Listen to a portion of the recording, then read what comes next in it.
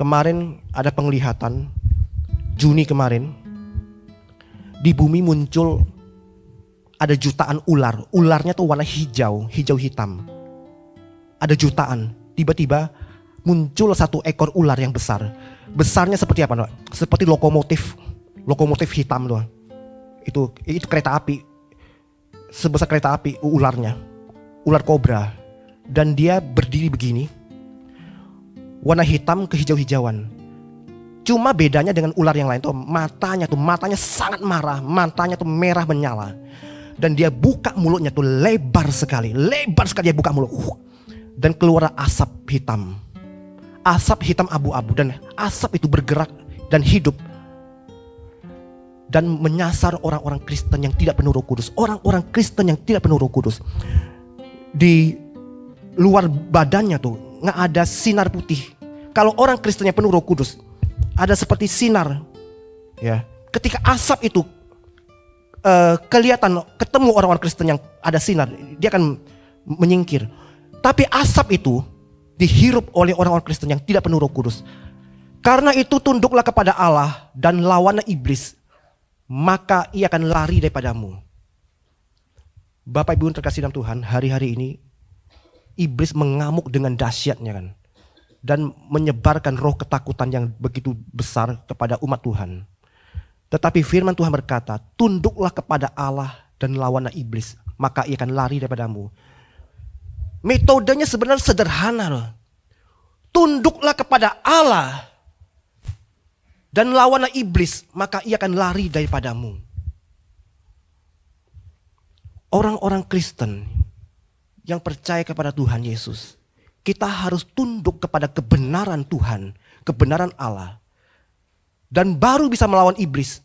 Ada banyak orang Kristen tidak tunduk kepada kebenaran Allah, tapi mau masuk peperangan rohani. Tidak tunduk kepada kebenaran Allah, dan mereka mau melakukan peperangan rohani. Sebenarnya mereka tidak melakukan peperangan rohani. Mereka sedang menjadi tawanan daripada si jahat.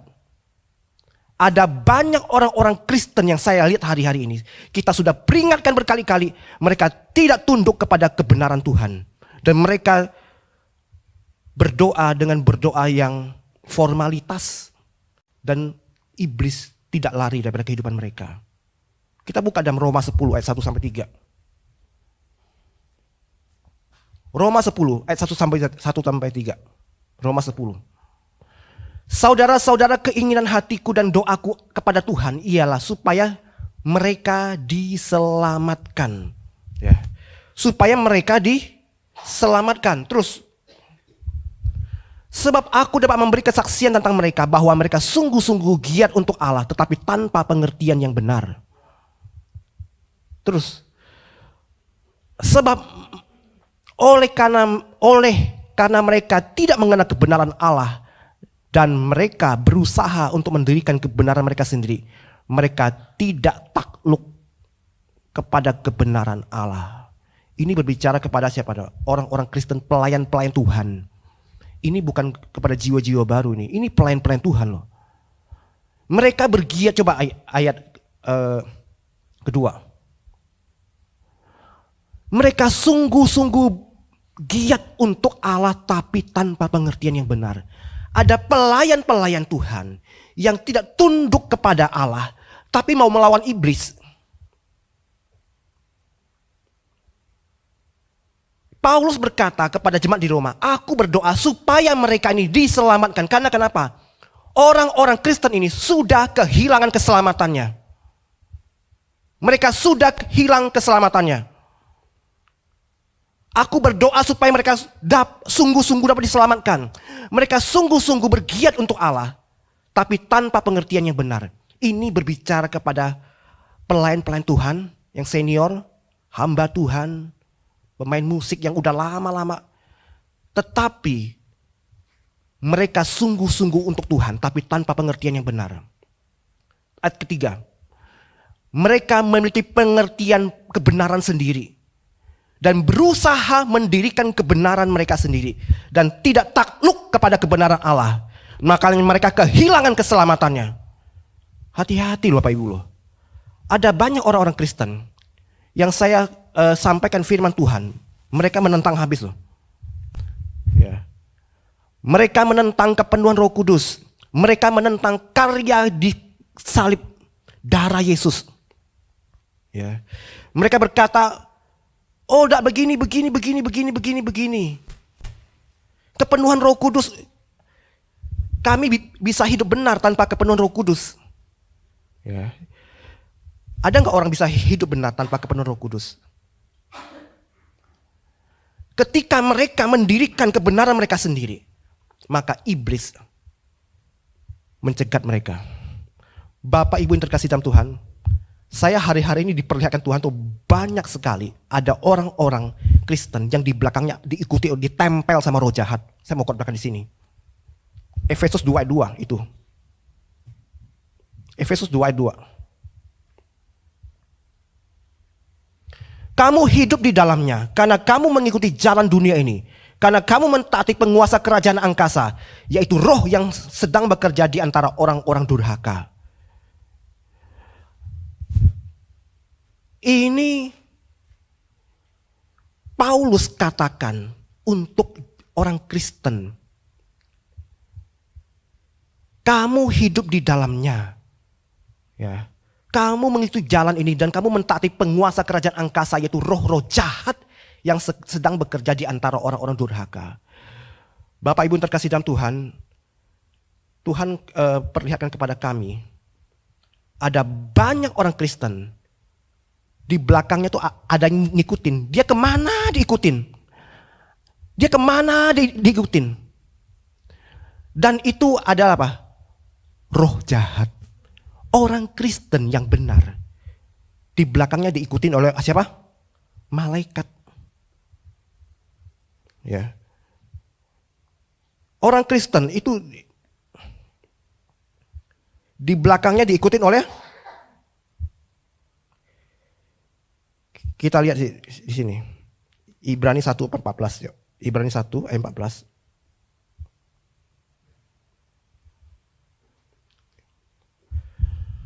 Bukankah mereka semua adalah roh-roh yang melayani, yang diutus untuk melayani mereka yang harus memperoleh keselamatan?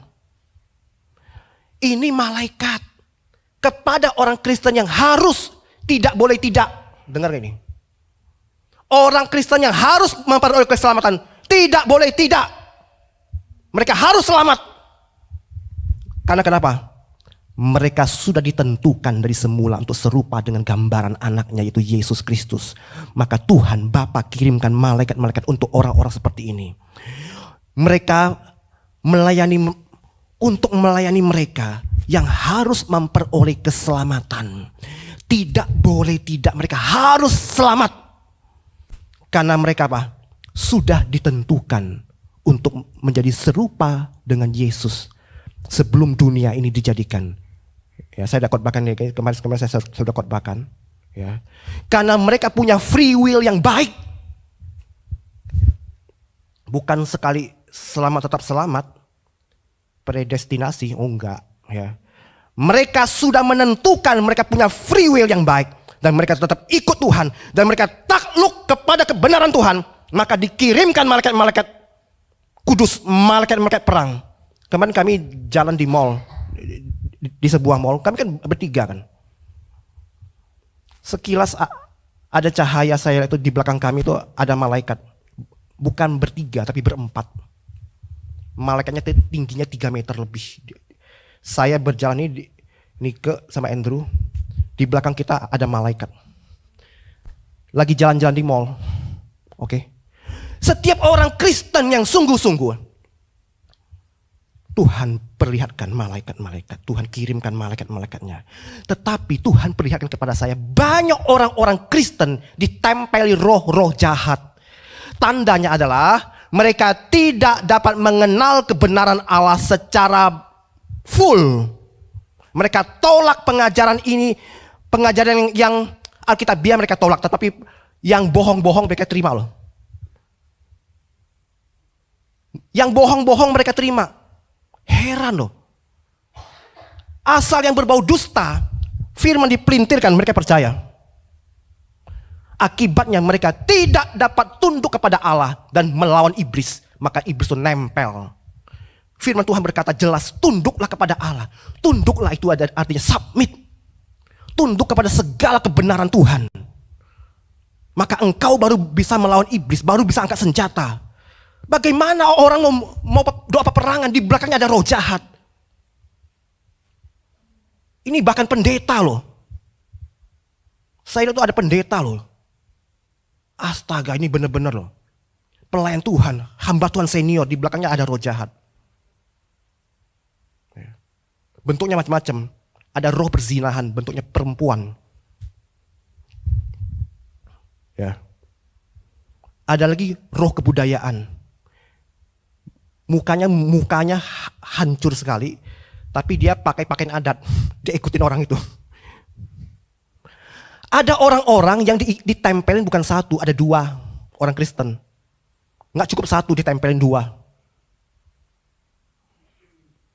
Tapi mereka tetap perlayanan. Dan Roma 10, mereka tetap bergiat tanpa pengertian yang benar. Karena mata rohani mereka ditutupi oleh roh-roh jahat ini. Ya. Mata rohani mereka sedang ditutupi oleh roh-roh jahat ini. Dan tandanya iblis habis-habisan mencegah mereka penuh Roh Kudus. Dengar ini. Ada beberapa pendeta, ya hamba Tuhan yang pernah penuh Roh Kudus kemudian jatuh. Setan itu nempel. Hendaklah kamu senantiasa penuh Roh Kudus. Artinya apa? Setiap hari penuh Roh Kudus. Bukan awal yang menentukan, akhir yang menentukan. Haleluya. Amin. Jangan berpikir, wah dulu aku penuh Roh Kudus. Aku penuh Roh Kudus dulu. Aku mengusir setan, benar. Tapi pada akhirnya dia jatuh. Memulai dengan roh, mengakhiri dengan daging. Dan berkata, Tuhan, bukankah aku sudah mengusir setan-setan demi namamu Tuhan? Bukankah aku sudah bernubuat demi namamu Tuhan? Tuhan bilang tuh, enyalah engkau.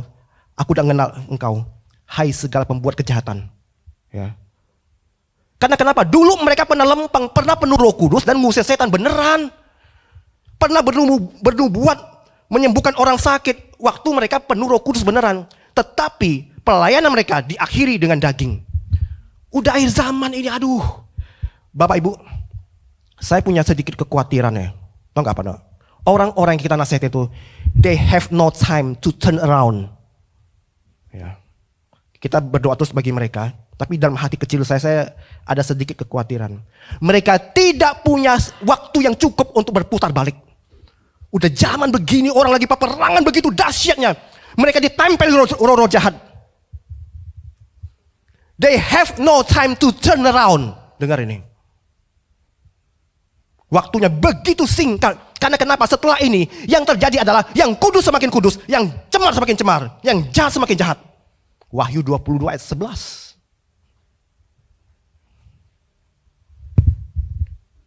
Efesus 4 ayat 17-18.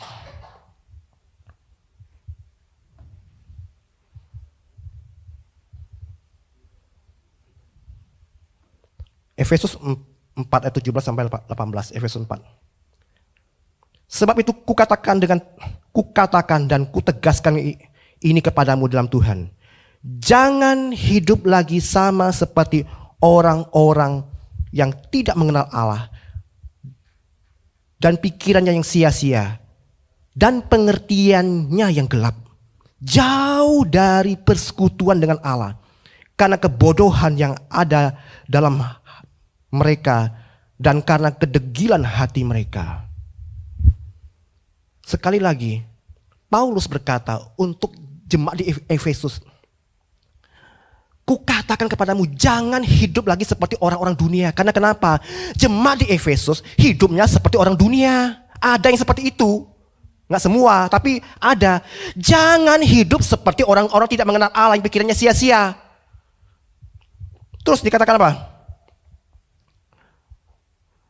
Mereka jauh dari persekutuan dengan Allah. Dan alam bawah sadar mereka adalah gelap dan sia-sia. Bapak Ibu, hari-hari ini memang saya ketemukan banyak orang-orang Kristen yang alam bawah sadarnya tuh gelap dan sia-sia. Ya. orang lagi peperangan rohani. Dan satu hal yang mereka buahnya, dari buahnya akan ketahuan. Mereka tidak pernah dipenuhkan Roh Kudus. Ya. Dan mereka tidak mengenal kehendak Bapa. Mereka tidak sampai menyembah Bapa dalam roh dan kebenaran. Mereka nggak bisa menyembah Bapa. Ini kita lihat. Yang jauh dari hidupnya, dari persekutuan dengan Allah. Karena mereka jauh daripada menyembah Bapa, maka pikiran mereka gelap dan sia-sia. Ada roh jahat yang belakang menempel mereka kemanapun mereka pergi. Dan saya sudah ngomong telak-telak. Hei, di belakang lu ada roh jahat loh. Reaksinya ada dua. Ya. Saya sudah lepaskan beberapa. Reaksinya ada dua. Orang Kristen yang lama, dengar ini. Udah pendeta, udah pelayanan, udah puluhan tahun di gereja, tapi gak penuh Roh Kudus. Mereka menolak. Gua diikuti roh jahat, dibilang. Ya. Tapi yang Kristen yang baru-baru, kok mau dilepaskan kok dalam nama Yesus. Kamu punya kehendak bebas. Kamu tidak mau diikuti roh ini lagi. Iya kok, malam-malam seringkali mimpi muncul. Yang kita sebutkan persis yang dia mimpikan. Ya. Ada nenek-nenek tua, begini-begini. Dia kasih wejangan, kasih nasihat. Nasihatnya tuh tidak sesuai dengan firman Tuhan. Sepertinya baik, tapi kamu meluncur ke neraka. Ya. Amsal 16 ayat 25. Jalan yang disangka orang lurus, ujungnya adalah maut. Roh jahat ini kasih, apa tuh enggak? Kasih wejangan di dalam mimpi itu enggak. Saya ngomong roh jahatnya tipe begini. Iya, di belakang kamu tuh itu persis. Modelnya seperti itu. Oh, mau dilepaskan? Mau. Oke. In the name of Jesus. Ngomong sama-sama saya lepaskan ini, saya tolak di dalam nama Yesus. Segala mungkin ada perjanjian nenek moyang segala macam. Aku hancurkan dalam nama Yesus. Langsung roh jahatnya saya tolak keluar. Tas.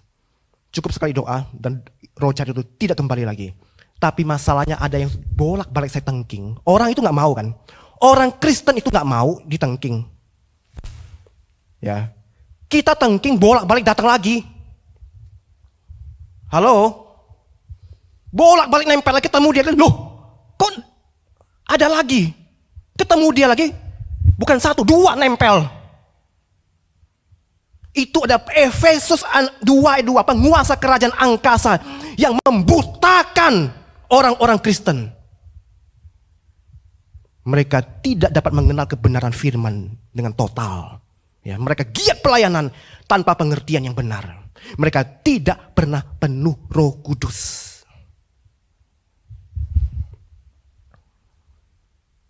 Kita lihat di dalam Yesaya 10 ayat 27 dalam bahasa Inggris, coba kita lihat. Yesaya 10 ayat 27. Yesaya 10 ayat 27. Dalam bahasa Inggris ada?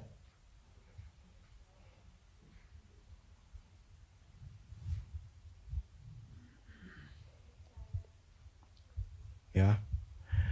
And it shall come to pass in that day that his burden shall be taken away from thy shoulder, and his yoke from thy neck, from off thy neck, and the yoke shall be destroyed because of the anointing.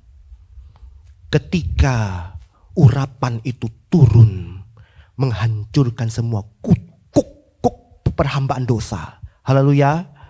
Ketika engkau penuh Roh Kudus dan berbahasa roh, maka cengkraman setan putus semuanya. Haleluya.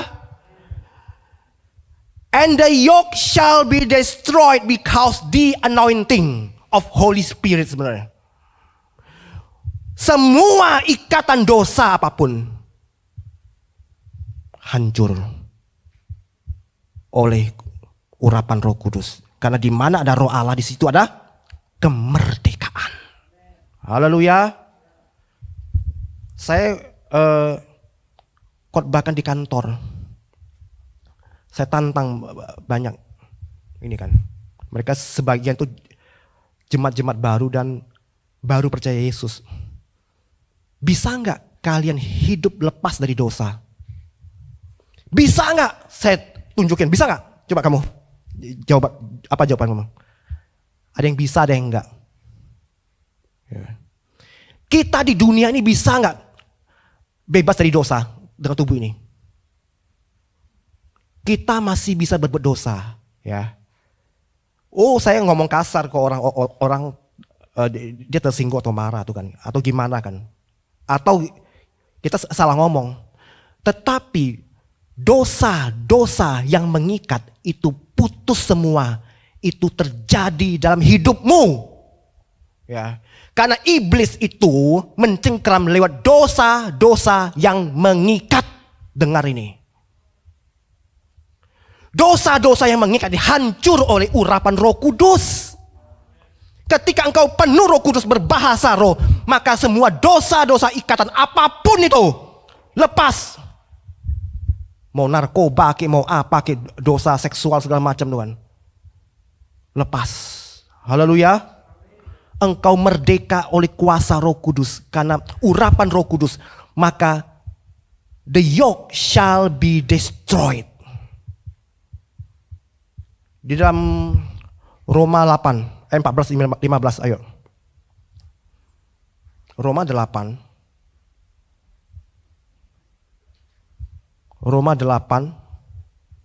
14-15. Semua orang yang dipimpin Roh Allah adalah anak-anak Allah ya. Terus. Sebab kamu tidak menerima roh perbudakan yang membuat kamu takut lagi. Tetapi kamu telah menerima roh yang menjadikan kamu anak Allah. Dan oleh roh itu kita berseru, Aba ya Bapa. Setiap orang yang tidak dipimpin oleh Roh Kudus itu menerima roh perbudakan. Orang-orang yang tidak dipenuhkan dengan Roh Kudus pasti mempunyai dosa yang disimpan. Pasti itu. Pasti menerima roh perbudakan. Tanpa kepenuhan Roh Kudus tidak seorang pun dapat melepaskan kuk perhambaan dosa ini. Kita bisa lepas dan patahkan semua kuk perhambaan dosa itu. Bisa lepas total. Dan kita bisa tunduk kepada Allah. Dan melawan iblis. Baru kita bisa memenangkan peperangan rohani. Jangan harap ya. Jangan harap dengan dosa yang masih mengikat ikut peperangan rohani. Hah? Yang ada tuh jadi anak-anak sekewa. Iblis hantam balik lagi. Kita harus penuh dengan Roh Kudus. Tunduklah kepada Allah. Dan lawanlah iblis pada hari-hari ini. Penuhlah oleh kuasa Roh Kudus. Dan tunduklah kepada kebenaran-kebenaran Allah. Takluk kepada kebenaran Allah. Haleluya. Takluk kepada kebenaran yang dikatakan oleh Roh Kudus. Haleluya. Maka kita pasti keluar sebagai pemenang. Hari-hari ini peperangan rohani itu begitu dahsyat.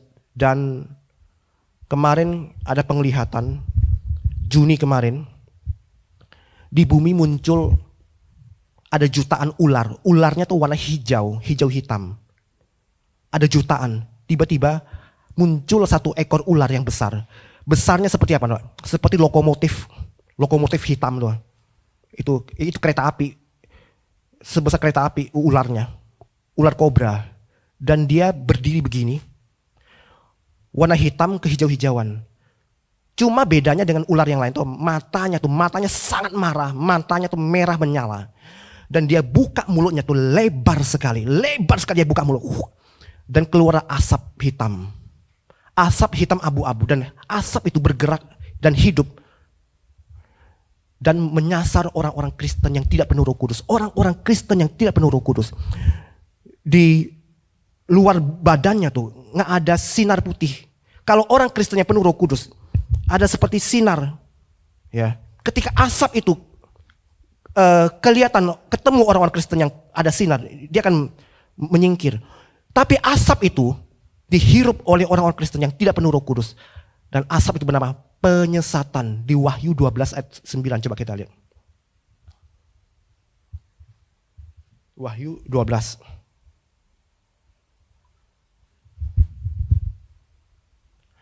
Dan naga besar itu, si ular tua. Jadi ular tua sama naga itu sama oknumnya, itu Lucifer. Dia bisa berubah jadi ular tua, bisa menjadi naga tua juga. Yang menyesatkan atau Satan yang menyesatkan seluruh dunia dilemparkan ke bawah, ia dilemparkan ke bumi bersama-sama dengan malaikat-malaikatnya. Ya. Satan, iblis atau Satan yang menyesatkan. Bagaimana dia menyesatkan? Kebenaran firman diputar balik. Ada banyak orang tidak percaya 100% kuasa di kayu salib itu. Dan mereka berkata, ini masih berlaku, ini masih berlaku, ini masih berlaku, ini masih berlaku. Dan mereka dibawa kuasa si jahat. Ketika mereka ngomong apa? Aku hidup dalam Taurat. Dia ngomong itu kan. Kalau kamu hidup dalam Taurat, maka kutuk itu masuk langsung. Sesuai dengan omongan dia. Kutuk itu menyergap. Ya. Kristus tidak berguna bagi kamu. Saya ngomong ke dia.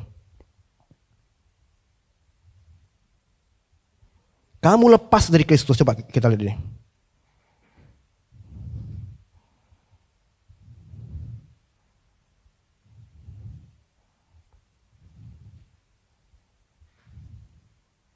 Galatia 2 ayat 2. Galatia 4, Galatia 2, Galatia 5 ayat 4. Galatia 5 ayat 4. Kamu lepas dari Kristus jikalau kamu mengharapkan kebenaran oleh hukum Taurat. Kamu hidup di luar kasih karunia. Di luar kasih karunia tuh.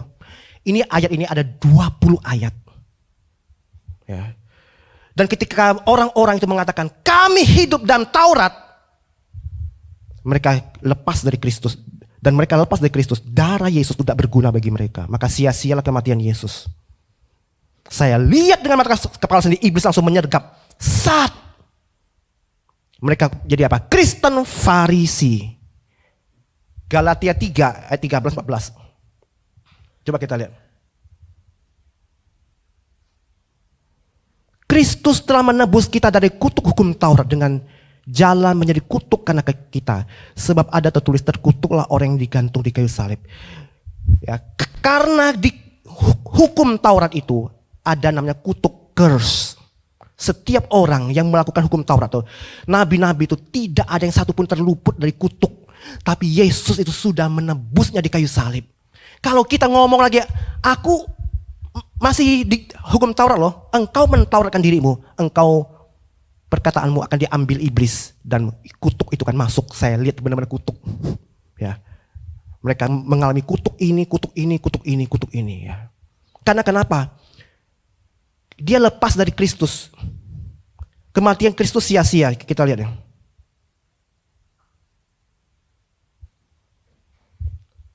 Galatia 2 ayat 21. Galatia 2 ayat 21. Aku tidak menolak kasih karunia Allah.